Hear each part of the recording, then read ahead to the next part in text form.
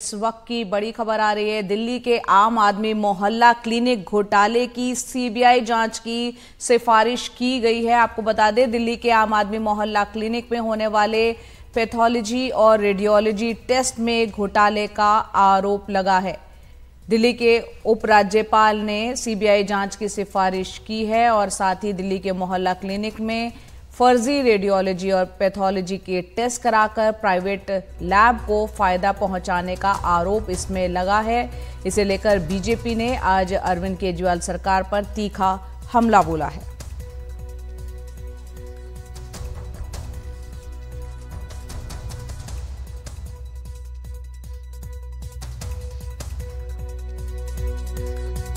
अब तो जांच भी आंच के घेरे में आ रही है। अर्थात ये जो तथाकथित मोहल्ला क्लिनिक थी, इसके अंदर इन्होंने जांच की व्यवस्था की थी, यानी पैथोलॉजिकल टेस्टिंग की। अब जो विजिलेंस की रिपोर्ट्स आई हैं और जो विभागीय फाइंडिंग्स हैं, उसके आधार के ऊपर वो जांचें भी अब पूरी तरीके से आंच के घेरे में आ गई हैं कि एक दिन में 500 पेशेंट देखे गए हैं। अधिकतम संख्या 533 है, जबकि जो औपचारिक समय है मोहल्ला क्लिनिक का वो सुबह 9 बजे से 1 बजे तक है। अब आप इमेजिन करिए कि 9 बजे से 1 बजे तक 4 घंटे में कितने मिनट हुए? 240।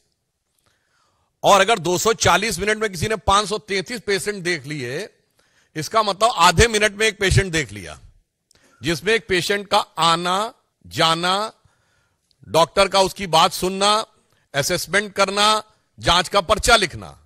महोदय, मैं कहना चाहता हूं कि जब त्योहारों के दिनों में बड़ी भीड़ होती है ना, तो आप जाते तो मंदिर में बड़ी भीड़ होती है। इतने सेकंड्स में तो व्यक्ति उस धक्का मुक्की में दर्शन भी नहीं कर पाता है, जितने में आपके डॉक्टर ने उसके दर्शन करके रोग को समझकर रोग का निदान समाधान सब लिख दिया। शरद शर्मा हमारे सहयोगी हमारे साथ जुड़ रहे हैं। शरद, ये आरोप जो लग रहा है और जिस पर कि एलजी ने सिफारिश की है सीबीआई जांच की, ये पूरा मामला बताएं और इस पर आम आदमी पार्टी या दिल्ली सरकार की क्या कुछ प्रतिक्रिया है? देखिए, पूरा मामला ये है कि असल में दिल्ली के जो मोहल्ला क्लिनिक हैं, इनमें जो टेस्ट होते हैं वो प्राइवेट लैब को उनका ठेका दिया जाता है।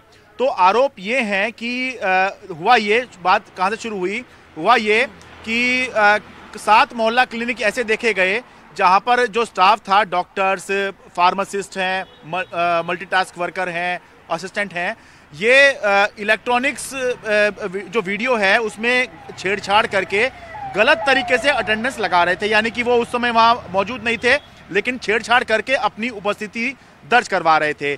तो दिल्ली सरकार ने इनके खिलाफ एक्शन लिया, इनको डीएम पैनल किया और उन मोहल्ला क्लिनिक से हटा दिया गया।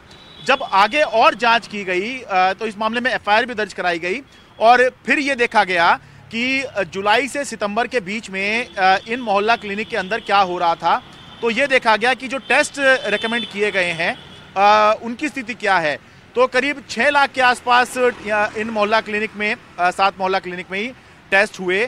तो आरोप ये है कि जो मोबाइल नंबर दिए गए वो संतोषजनक नहीं थे। जैसे कि 11,657 बार जो मोबाइल नंबर था वो 0 लिखा गया, यानी मोबाइल नंबर वहाँ लिखा ही नहीं गया। 8,251 मामलों में मोबाइल नंबर लिखा ही नहीं गया। 3,092 मामले ऐसे थे जिसमें मोबाइल नंबर 99999999 ऐसा करके लिखा हुआ था। ये संभव नहीं है कि एक ही व्यक्ति का इतनी बार जो है नंबर कैसे आ सकता है। तो मोबाइल नंबर जो है ये या तो नहीं दिए गए, या शून्य लिख दिया गया, या गलत मोबाइल नंबर यहाँ पर दिए गए। तो इस वजह से इसमें भ्रष्टाचार की आशंका व्यक्त की गई है और इसीलिए दिल्ली के उपराज्यपाल ने इस मामले को सीबीआई जांच की सिफारिश, इस मामले की सीबीआई जांच की सिफारिश कर दी है। इस मामले में दिल्ली सरकार एलजी के साथ सहमत दिखाई दे रही है, क्योंकि सौरभ भारद्वाज खुद इस मामले में सितंबर महीने में प्रेस कॉन्फ्रेंस करके बता चुके हैं कि इस तरह से मामला सामने आया और उन्हें कार्रवाई की।